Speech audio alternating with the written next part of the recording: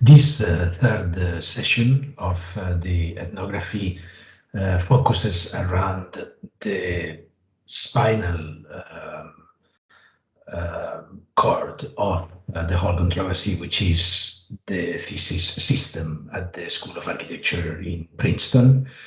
And the concerns around this issue deal primarily with issues of academic freedom and the imposition of an ideology onto the thesis advisory duties, but also includes and expands into other concerns such as corruption and deceitful behavior by a few members of the faculty and the dean, and improper crediting of the advisors as part of the process. Corruption may sound to you as a very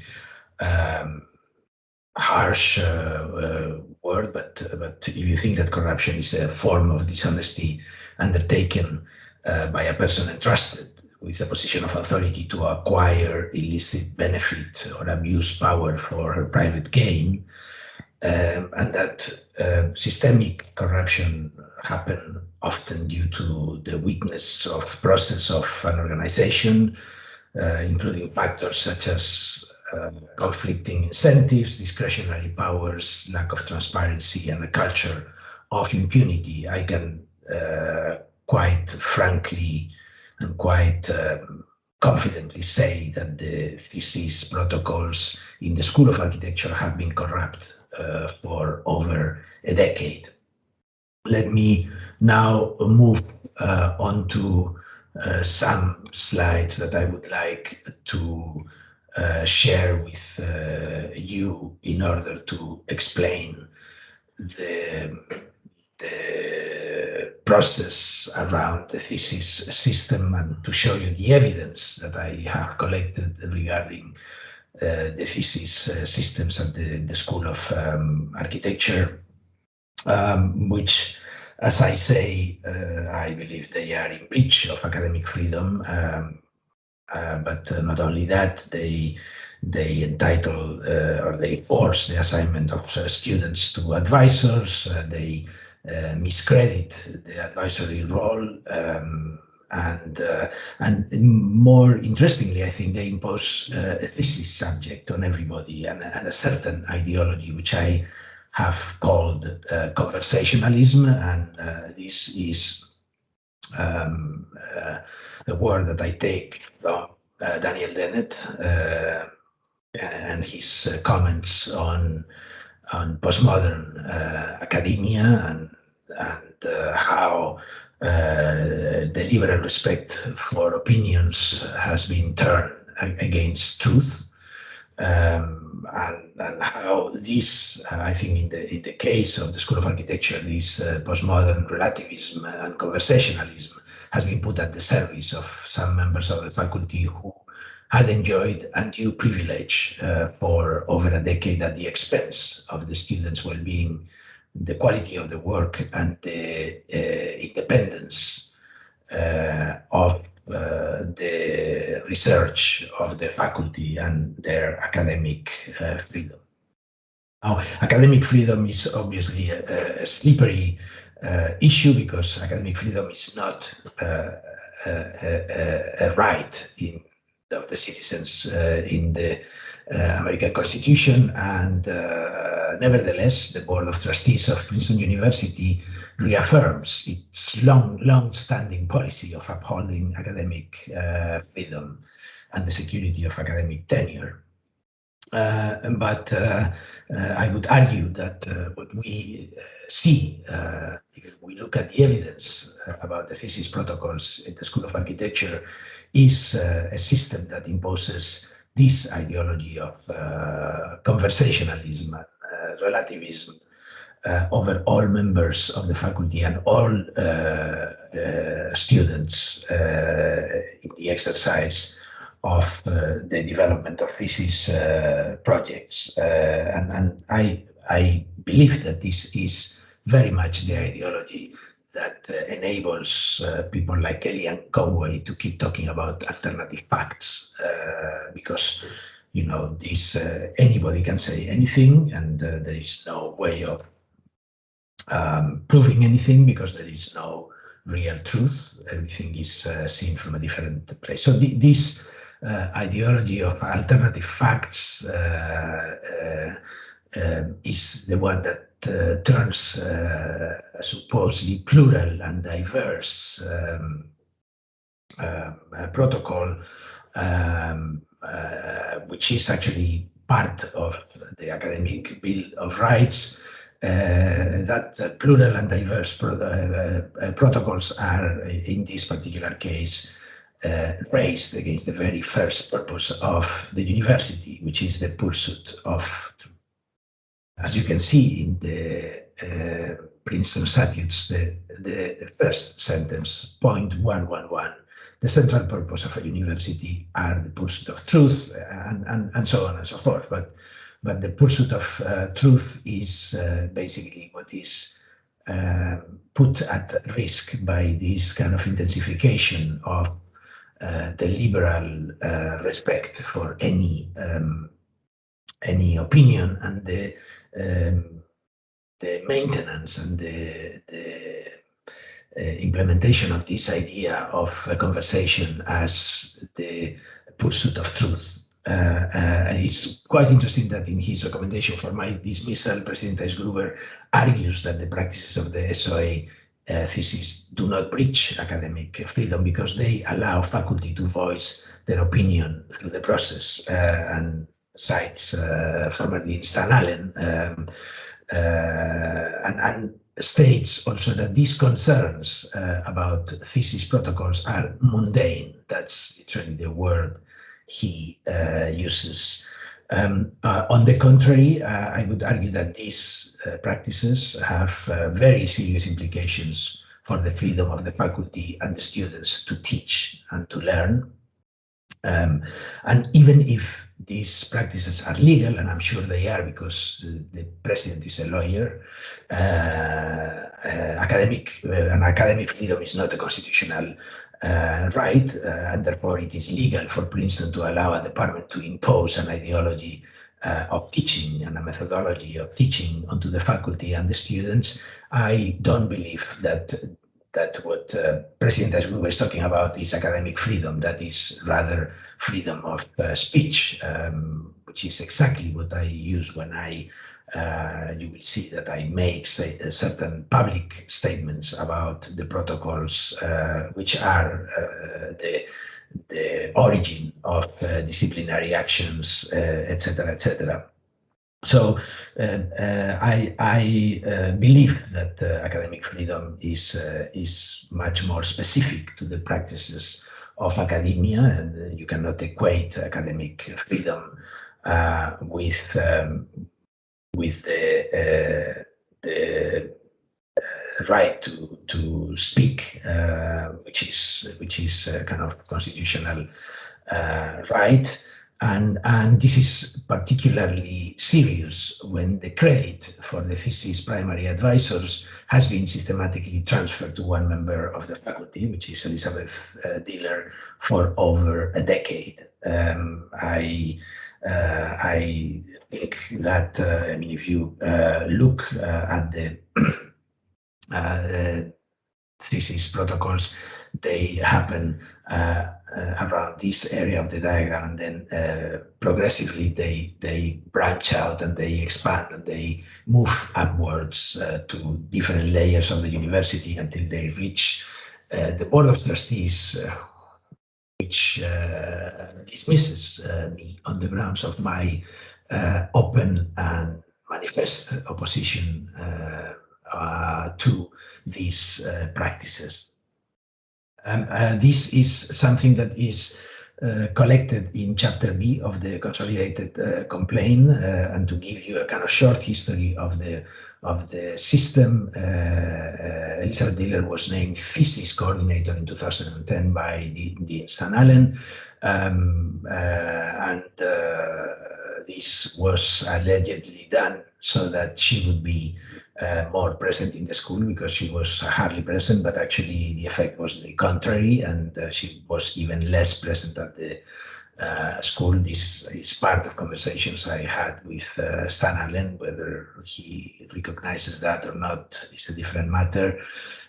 But that's and so this system, which failed to install the mechanisms of control so that this discretionary power was under scrutiny, allowed Elizabeth Diller to set up the theme for all theses of students every year. So 1 year it would be FAT, the next institution, the next call to action, etc., etc.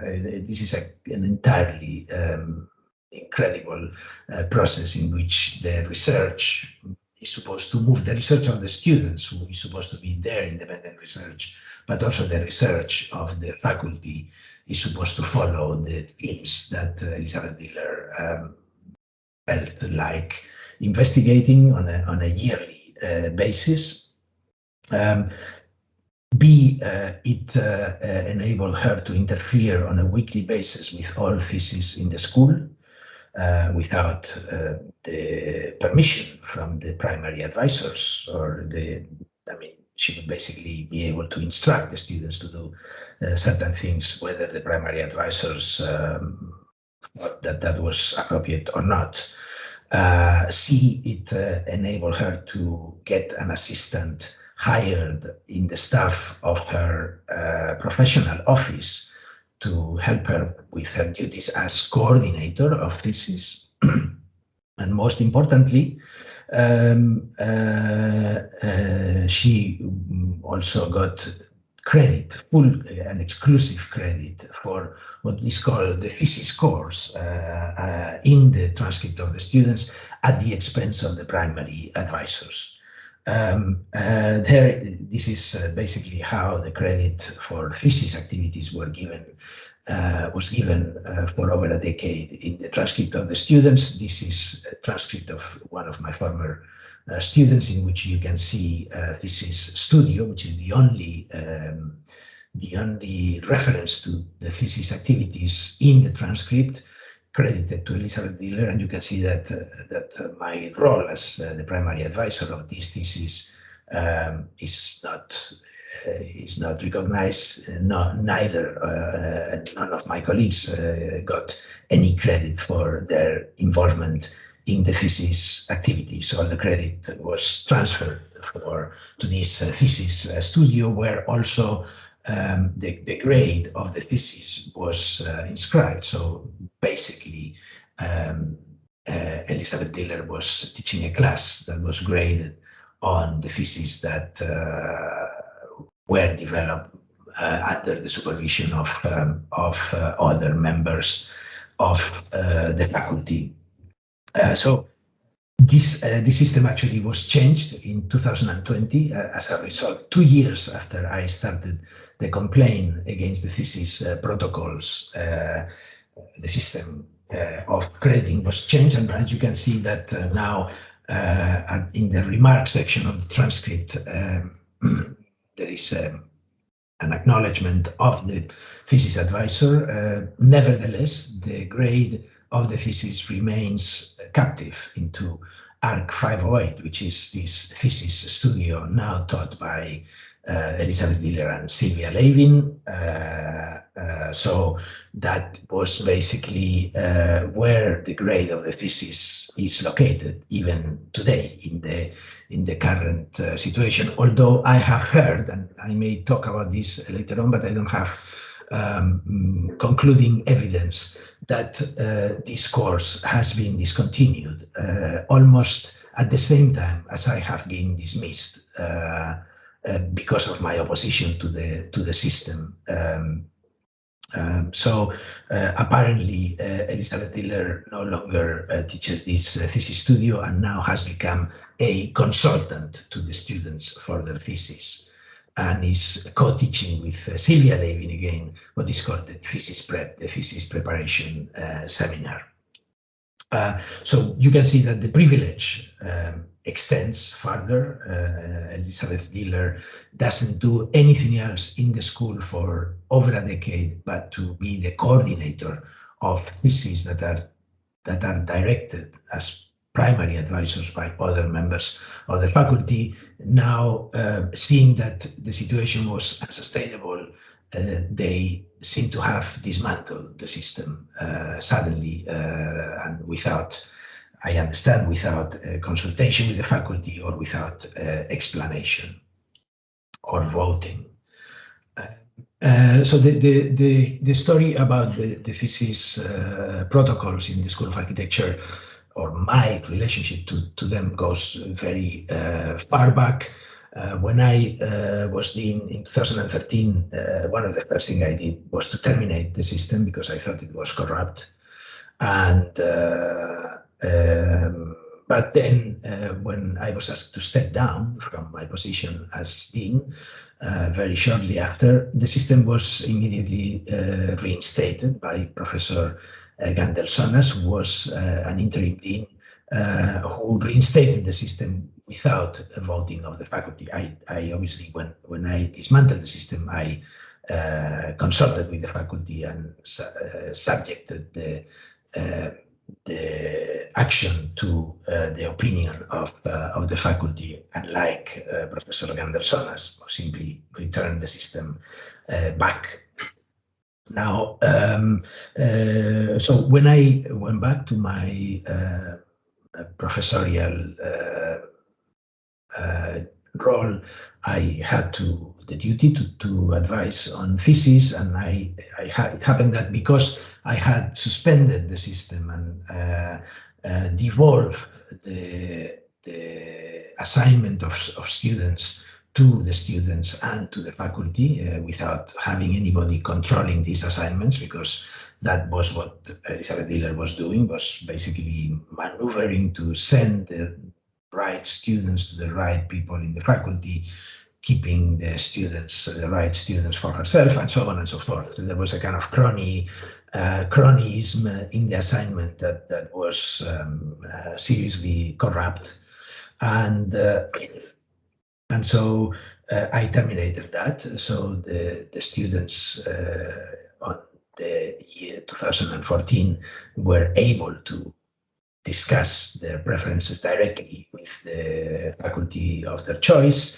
and agree with them whether they were going to be the advisors or not. So I had 4 very good students who had been working with me already theoretically on their thesis.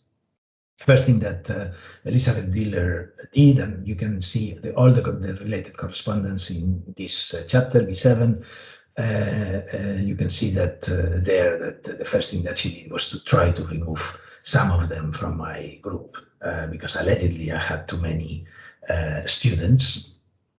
And then what happened was that out of this, she couldn't do it because the students didn't accept that. So she basically interfered with my advisory role with these students, and 2 of the projects deviated so far from my advice that at some point I told the students that I was no longer willing to support these theses because I didn't think the theses were going anywhere. And students, I did this by mutual agreement with a discussion with these 2 students, and to this day I remain very, very friendly with both of them. So they told me that they could not really follow my advice because they said least grades, and that is how it worked. So Elizabeth Diller was proposing the grade of the thesis to the thesis committee to be approved. It wasn't the primary advisor proposing the grade, it was the coordinator proposing the grade of every one of the theses. And therefore, basically, she had that power and the students had to oblige, basically, and follow her advice. And so that conflict already eliminated 2 of my advisees in in 2016. The next year, a very good student former student of mine also approached me to become the thesis advisor.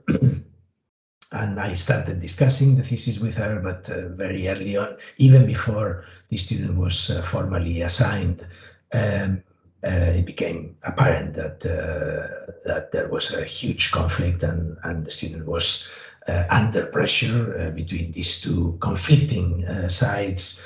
And I basically wrote to listen to all the faculty and stated that I was no longer willing to remain a primary advisor and primary responsible for any thesis in this system, simply because there was a level of interference and a permanent interference in my duties, which I was not willing to tolerate, because I thought it was in breach of my freedom to teach.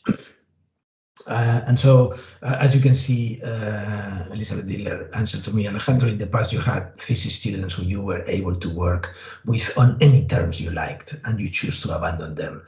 Now, obviously, I was not able to work with these students on the terms I liked, because if that was true, I would have forbidden her to comment on my students' thesis.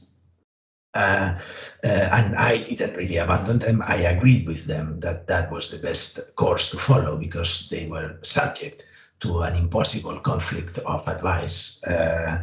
So I basically didn't teach thesis that year either. And then I went on sabbatical. When I came back, I received this letter from Jesse Reiser, who by then had become also coordinator. So the role of coordinators, rather than being reduced, was being expanded by the dean as a kind of obviously as a deal, as a privilege that she was giving away to certain people in order to keep them happy. So Jesse had become the coordinator for the post-professional program, and like a few days before the beginning of the term, I get this letter from him saying that I have been assigned 2 students that I had never met, and whose thesis I didn't know what the thesis was about. And I told him that I didn't think that this was appropriate, and that I was not willing to advise students that I don't know, and I don't know whether I can even help with their thesis. This way of simply giving you a student, say, advice this thesis because I've decided so, was inappropriate. And I again said that that it was in breach of my freedom to advise, and I think also of the freedom of the students to choose their advisors. So the thing immediately went up to the dean. The dean said that if I don't advise, I would be found in neglect of my duties. Then quite a heated correspondence, and an interesting correspondence that you can see in B5 ensued, in which many of the issues regarding the system are described, but it went immediately to the dean of the faculty, because obviously we couldn't really agree, and basically I met the dean of the faculty, explained the situation, and then. But there are some interesting things happening in that conversation, that which you can see. For example, Monica Ponce de Leon states at some point that the graduate school controls the transcript, because I complain about the credit for the thesis advice being given to the coordinator rather than to the primary advisor. And she says, "Oh, well, we don't have anything to do with this. The format has been set by them, and we have no control over this." Now, look at this. This is a document from the disciplinary investigation committee, specifically from Deputy Dean Tony Turano, which in the conversation states that, in a conversation I had, an interview I had with her, states that the crediting of the coordinators and advisors are left to the faculty, and the faculty of the SOA had approved the current advising system. Now, that is a complete and utter lie, because the faculty of the School of Architecture has never been consulted on the crediting of the thesis. That is for certain, has never been consulted, and it obviously contradicts what. So Monica Ponce de Leon says, "Oh, this is the graduate school." Tony Turano says, "No, this is the faculty of the school." Where is the truth? Nowhere. These two people are lying. As a result of this growing conflict, Monica Ponce de Leon sets up a meeting to discuss thesis on October 11th, 2018. And there is some discussion, but this time is obviously too short to discuss such an issue. And eventually, without reaching any conclusion, 5 minutes before the end of the meeting, Monica Ponce de Leon launches an undiscussed motion proposing the creation of an assignment committee, which would somehow democratize a little bit the control that Elizabeth Diller had enjoyed until this point, assigning students to advisors. And so nothing is determined about nothing about the protocol of performance and the operation of this committee, but basically that committee was approved by the faculty with one single vote against it, mine, because I didn't think that the department should have any involvement whatsoever with deciding what student works with what member of the faculty. That should be left for the students and the faculty to agree, and then if any student is left out, then maybe the department has to act, but not before. But because there was no discussion, I thought that this protocol was fundamentally against the freedom of the students to teach, and we will see what happens next. But what is interesting is that these minutes that we are seeing here were produced for the specific purpose of the investigation 2 years after the faculty meeting happened. I was in that faculty meeting and nobody was taking minutes of any sort.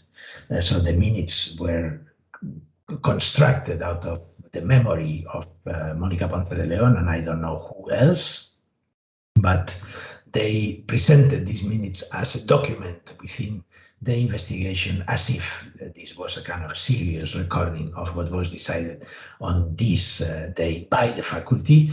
And what is interesting is that the minutes end up stating that the dean developed a statement with input from the room and then read it for a vote. The professional degree program will have 2 coordinators who would also be responsible for the thesis prep. Now, that sentence was not read on the 11th of October 2018 by the dean to be voted by the faculty. That is added in these meetings is false, and it makes this sentence makes it all the way to the president's recommendation. So here we have an example of deceit, deliberate deceit from Dean Ponce de Leon. And when I denounced this to the dean of the faculty who was conducting this disciplinary investigation, all they did was to take these minutes and and show them to a number of members of the faculty to get them to rubber stamp them. Now that sentence, if there was a transcript of an audio record of that session, it will become immediately obvious that that sentence was never read by the dean and voted by the faculty. In a way, the two coordinators were the precondition to the meeting, and they were there from the very beginning. So nevertheless, the assignment committee was assembled, and in its first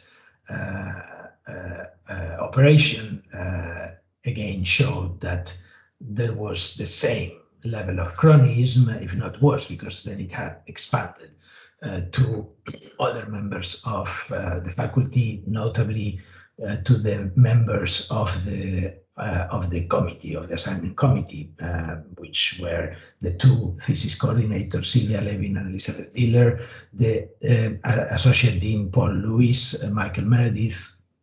Those were and Monica Ponce de Leon was there, obviously. And so the outcome of this first iteration of the assignment committee was obviously prejudiced against me. And so out of the 3 students that I had been developing the thesis before they being assigned formally by the assignment committee, only 1 remained in my group, despite the fact that they had stated that they preferred me as their first choice, these 3 people, and I had approved the 3 of them to work with me. And now I was the only senior faculty member, design faculty member, which had only 1 assignee. Everybody else had at least 2.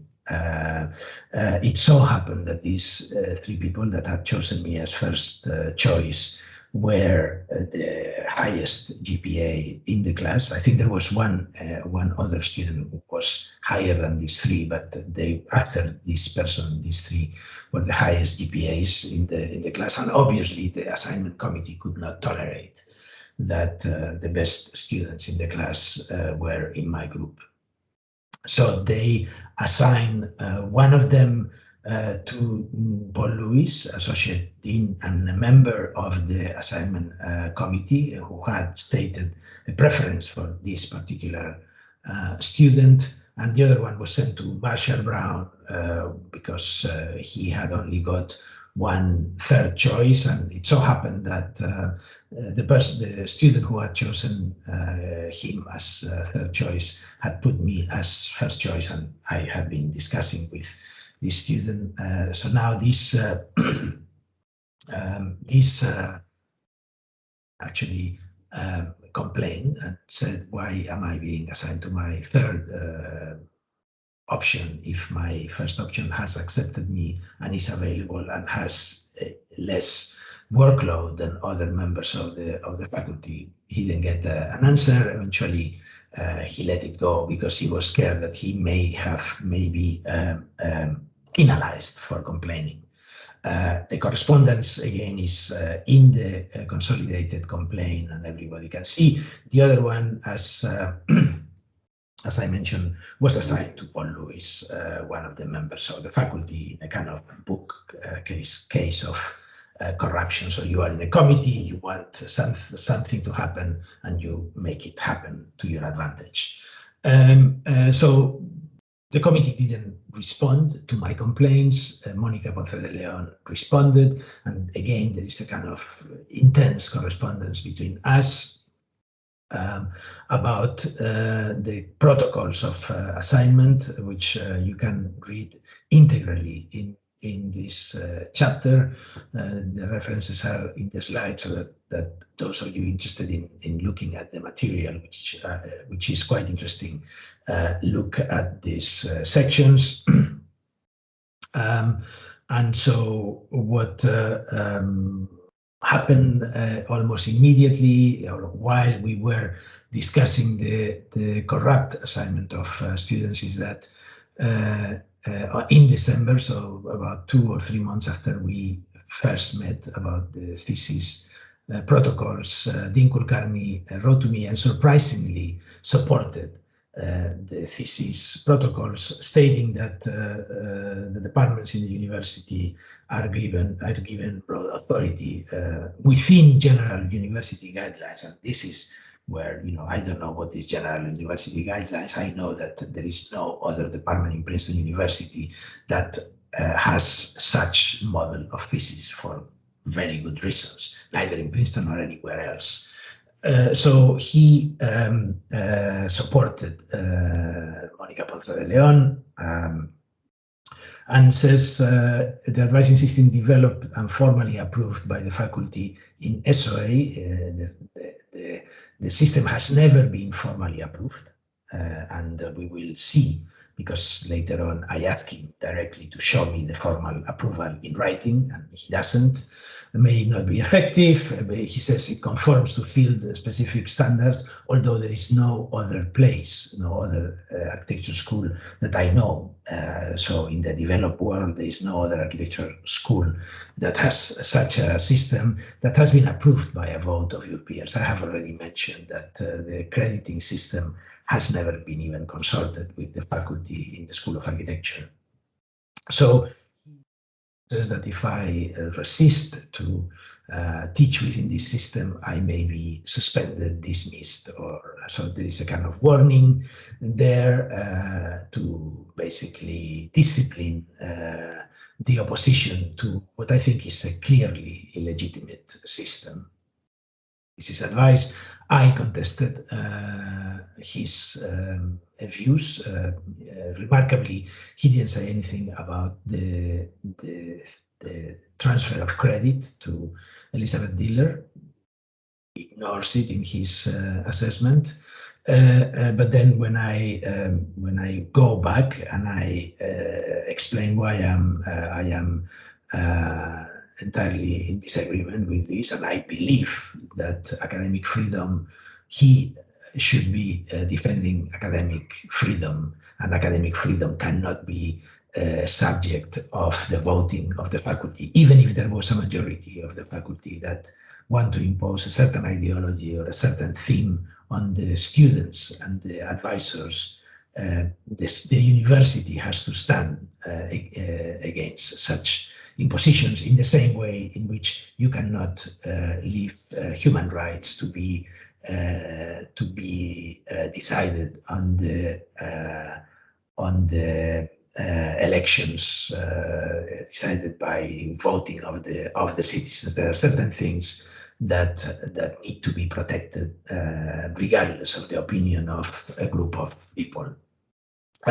So basically, I make all these complaints, and he then responds saying that the SOA, my understanding is that the SOA has followed the standard graduate school procedures with regards to the way that thesis grades are reported, and thus the way the graduate school records them in the transcript. That's absolutely false. Again, it is possible, however, to add the advisor's name to the remark. So without recognizing that this was a major problem, he basically says, okay, Monica Ponce de Leon has already requested this from the graduate school.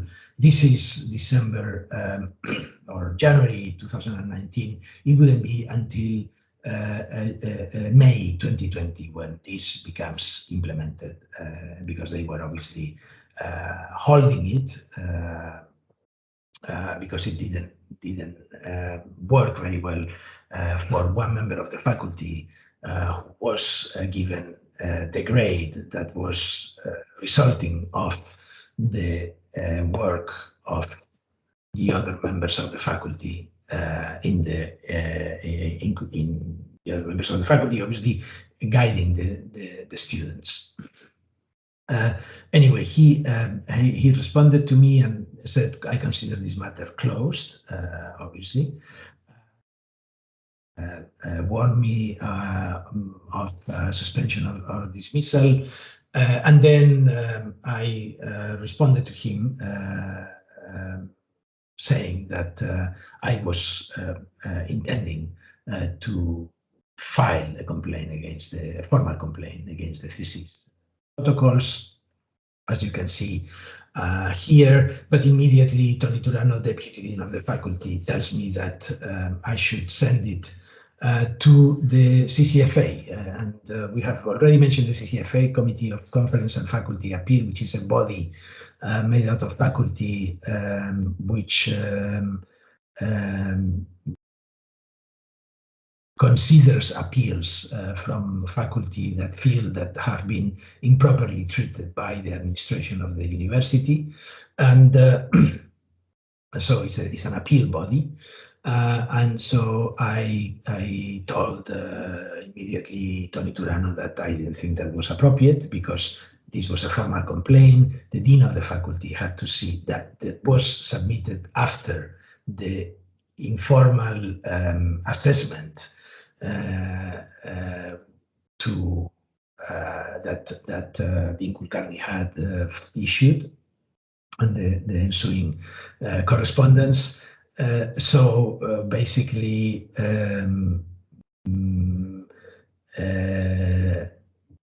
I complained to her that this was not not appropriate, and it didn't matter because basically she said, well, we are not going to look at the complaint.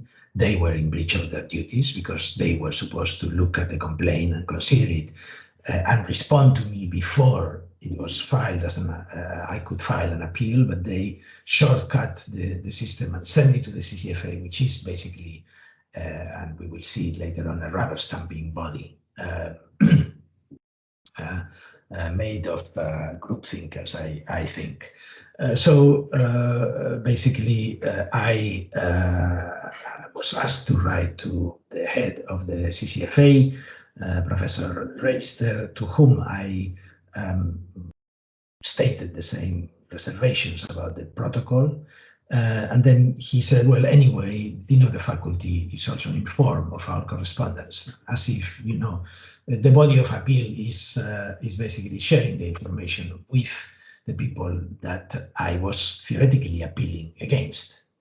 So that is the kind of the level of conflict of interest and meddling that takes place in the administration of Princeton University. These are the 6 members of the CCFA that theoretically consider my appeal, and what they concluded in response to a document that I made with 54 pages of evidence, some of which you have seen already, conversations with students, corrupt assignment of students, wrong miscrediting of the role of the thesis. These people, first of all, say that this is an appeal against the decision by the dean of the faculty, but actually it is not an appeal, it is a complaint that they were looking at, but they are careful to say, oh, this was already a decision, because they don't want to acknowledge that I had filed the formal complaint that the dean of faculty had refused to consider. But then, in breach of their policy, which is that they have to make a proper report, they simply say, we reviewed in detail the appeal letter you submitted, as well as the 54 pages of supporting case documents, and found no evidence of procedural unfairness. Further, we found no inappropriateness of the criteria used by the DO in reaching his decision, which the committee considers reasonable. So they basically don't accept the appeal, and this is a decision that these guys made unanimously. That's also something that is interesting about the CCFA. As I said, it's a kind of group thinking committee, and you know, a very interesting example of what Hannah Arendt calls the banality of evil. So these people are respectable, reasonable people, nice, and so on and so forth. But at some point, the desire their desire for compliance and for belonging to the group, I believe that takes them to suspend their beliefs. I don't believe that these people think that the thesis protocols at the School of Architecture, as I described it to them, are appropriate. They vote unanimously and they give no reason about their voting. So unanimity is very much part of the operation. So anyway, I continued advising the student that was assigned to me, and the project ends in a disaster because obviously this student was a very bright student, is caught between the two conflicting ideologies and doesn't get anywhere. I mean, nobody fails thesis in the School of Architecture, but it wasn't. It was a very bad project, and I didn't speak to this person because I ended up telling him, look, I cannot really support your project because it's nowhere. It's totally a mess, and so we didn't really say goodbye. But then later on, I wrote to him asking him permission to use his name in publications about this matter. He actually granted me permission. I decided not to use this permission and keep all the names of the students redacted, but read what he says 2 years after leaving the school. Looking back on it now, it would perhaps have been much more useful to have avoided all of this at the outset, to have just stayed in the system instead of being drawn to choose an advisor who was antithetical to it. No, at this point, I do not feel that the contrary advice over my thesis was very positive at all. Instead, it ended up slowly eroding my thesis into something which is neither particularly useful as a research nor as a design. A mess that I have spent considerable time trying to make sense of. I forgot to read something interesting also he said at the beginning. As the tensions surrounding my thesis were quite broadly known in the student body. So everybody knows that there was a conflict, an ideological conflict, and these students were the victims of that conflict for no reason other than the system had been designed to give a certain privilege to Elizabeth Diller at the expense of the students and at the expense of the faculty. So this event made me convinced that I had to terminate the system. So the next year, I did write in advance to all members of the 2020 class and recommended them not to choose me as an advisor because that would put them in jeopardy and put them in the middle of this ideological conflict between Elizabeth Diller and now Sylvia Levin and me.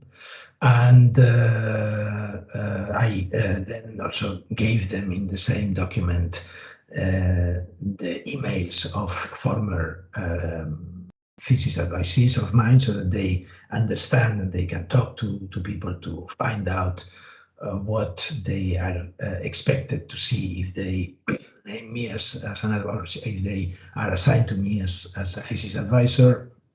And then I end up the letter saying, yeah, if after reading all this, you still want me to act as your thesis advisor, let's sit down and discuss what to do.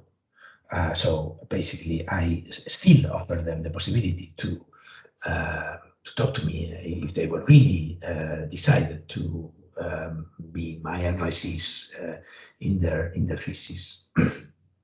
Now, very importantly, because I sent this letter to the students, I didn't send the letter neither to the assignment committee nor the dean. This was a letter of advice for the students, and I was accused in his recommendation, dismissal recommendation letter by Dean Kulkarni that I did this surreptitiously as a way of escaping from my thesis duties, etc., etc. This was the letter that introduced this, or this was the email that introduced this letter, this formal letter that I wrote. The attached letter is an explanation of my reasons for this advice. It is a personal letter, not a private one.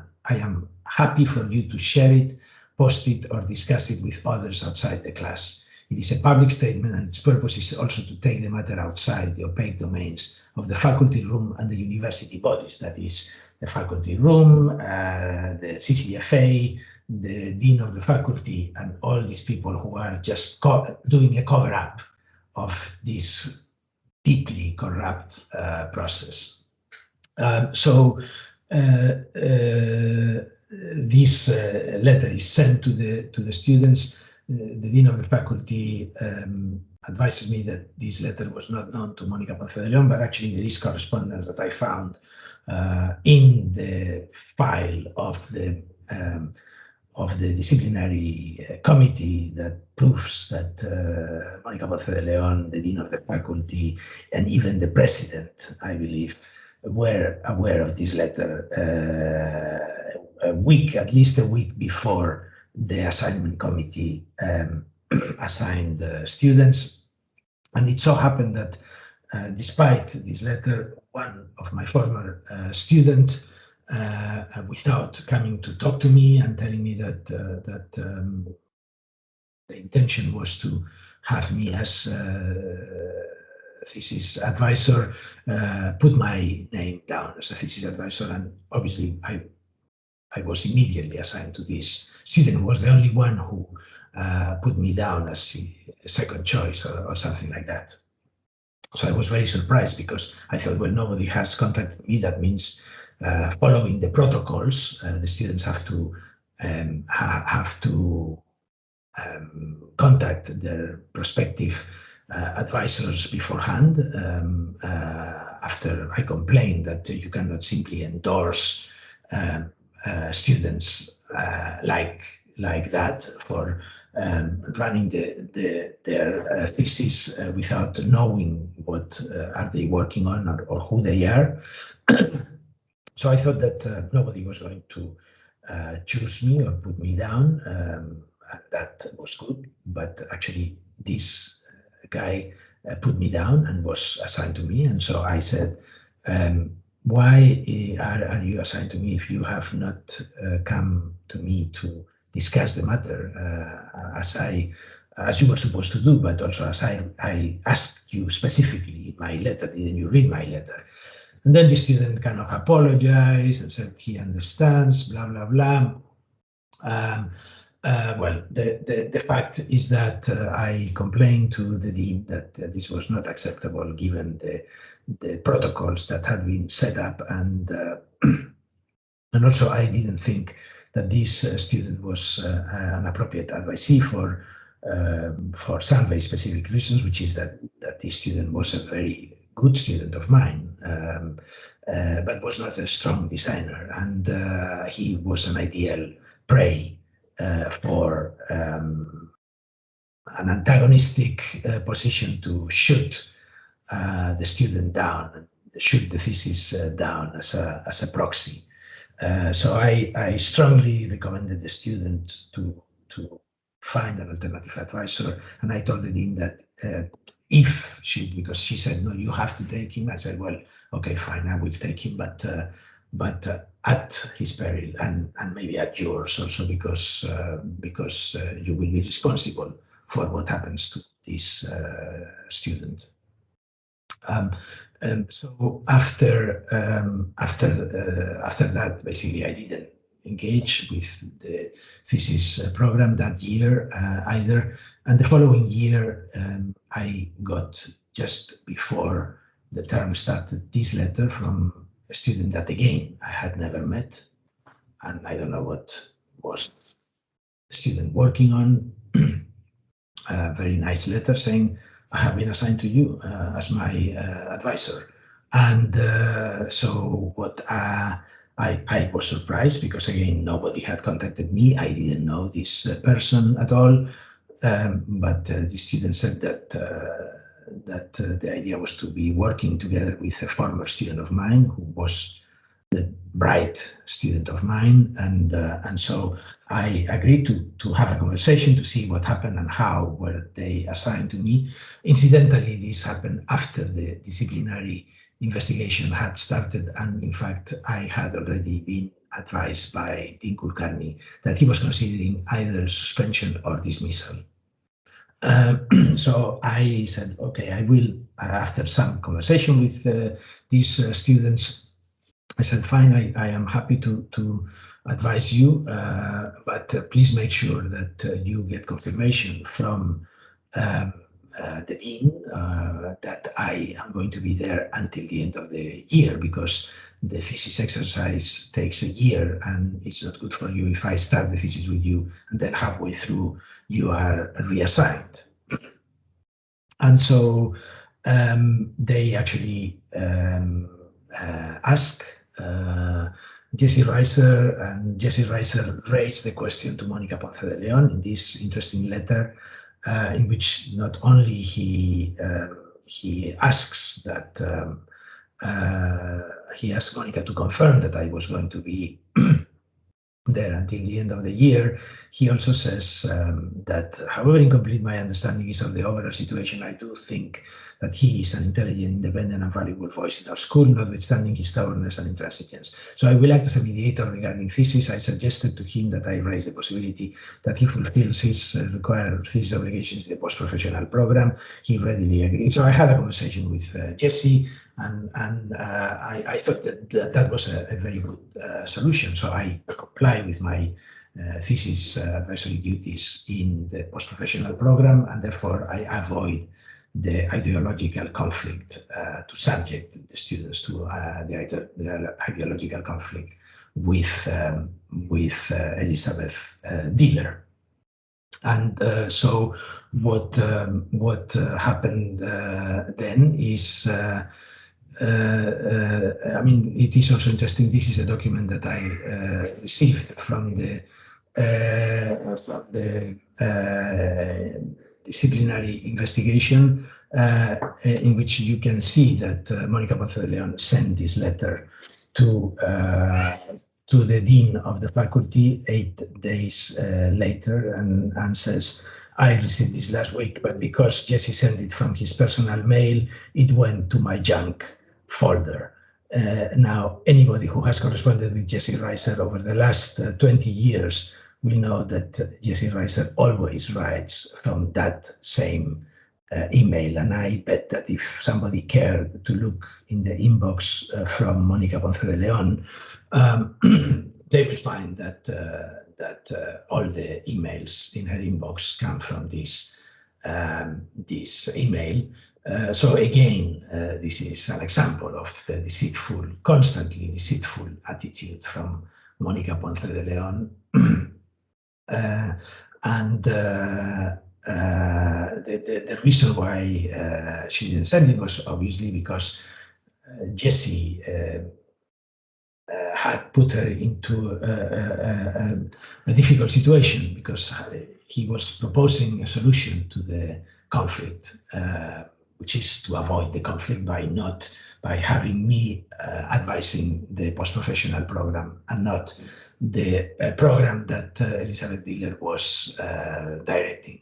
So, so it was not in her interest, obviously, to resolve this, and neither Monica Ponce de Leon nor the dean of faculty, who was notified of this letter, responded to the students about whether I was going to be there or not.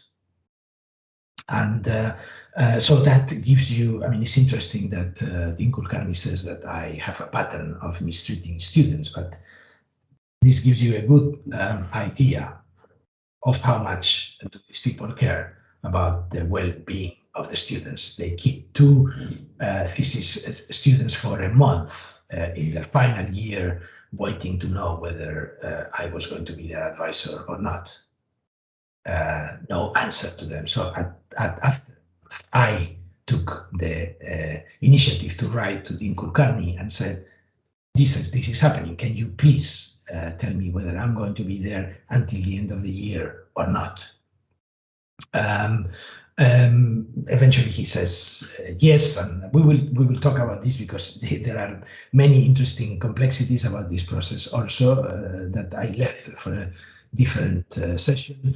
In the meantime, the professional program starts. I get approached by Liz Diller and Sylvia Levin to engage me in the project, and I restate my opinion, which is that by choosing me as an advisor, the students will put their thesis in jeopardy by subjecting themselves to oppose ideological and methodological advice on a weekly basis. There's a long history of failure, which is well documented, etc., etc.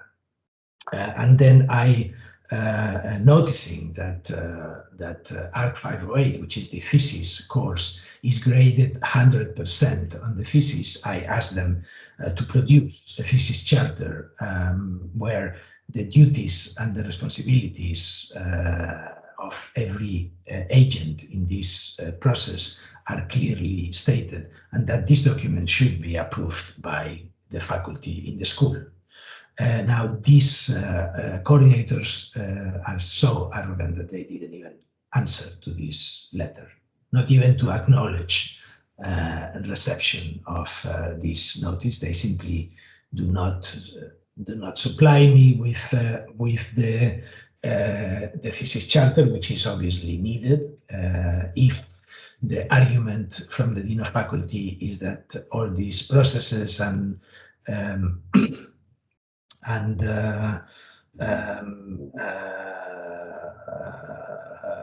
protocols are approved by the faculty, that should be a kind of document demonstrating that approval. That document doesn't exist. They didn't give it to me, and then and therefore I went up again to the Dean of the Faculty and asked him to give me a document explaining what were my specific responsibilities and what were the protocols, because it happened that some students were being assigned by the assignment committee, other students were being assigned by Jesse Reiser. There were talks, although I don't have evidence. Liz Diller, I think, lied to the investigation committee and stated that students could propose a co-equal first choice of advisor, which is false. It's literally fake. So there are many, a lot of opaqueness and obscurity about the protocols. And so what I told them is put it clearly in writing and get it approved by the faculty. Sanjeev Kulkarni said, no, we don't do that. You know your responsibilities, but you know, are the students supposed to come and talk to me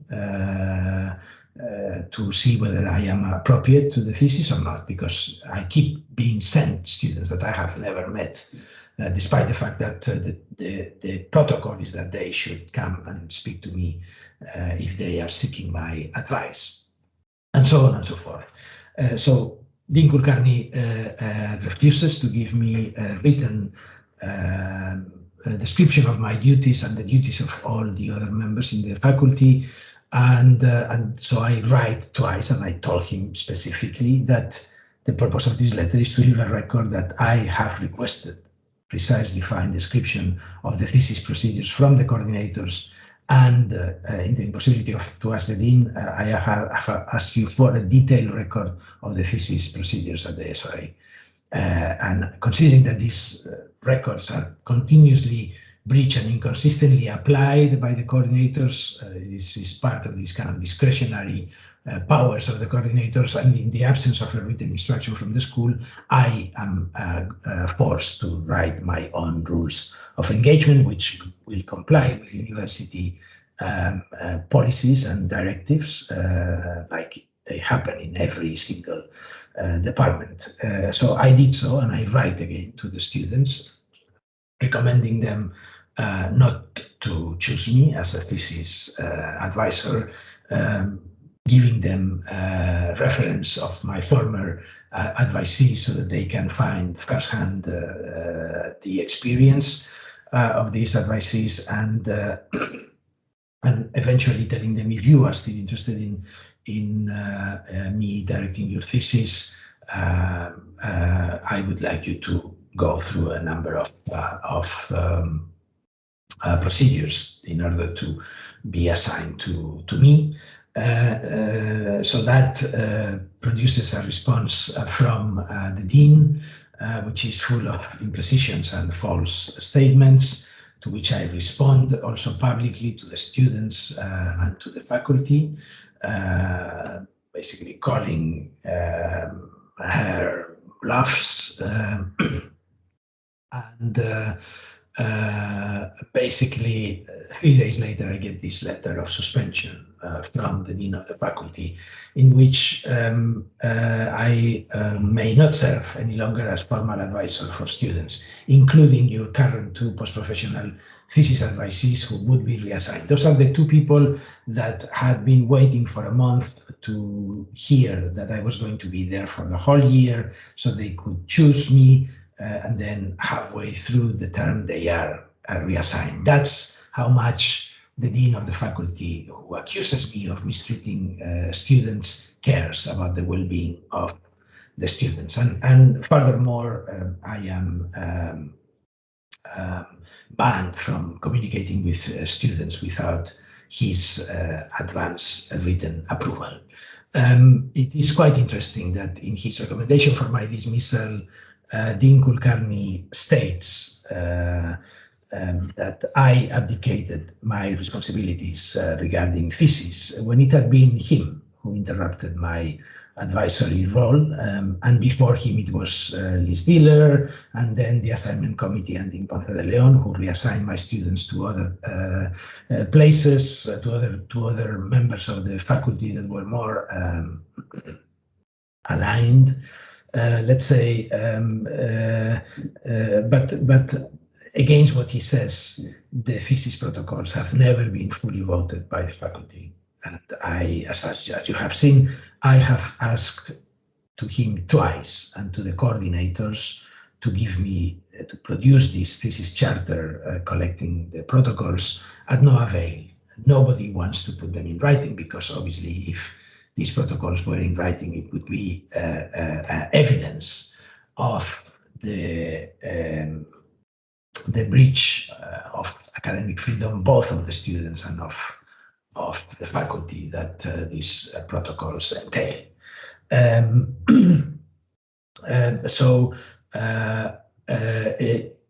then even more interesting is that President Esgruber, in his recommendation for dismissal to the Board of Trustees, also says that he even considered whether I could be excused of advising within this system, which actually does not exist and has never been voted by the faculty. But he says, he would even consider whether I can be excluded.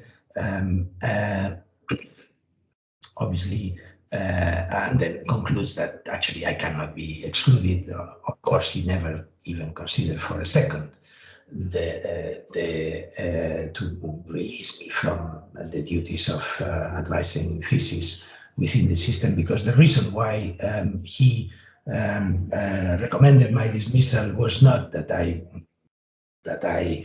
refused to advise thesis or that I breached any rules. It was that I defied and disobeyed and was disruptive of a system that is illegitimate. I believe it's illegitimate and corrupt. And in fact, it was immediately terminated once I was dismissed. But everybody knows other examples, quite recent examples, what happens to those people who defy and oppose the regimes of illegitimate power and are forced to resign or are dismissed.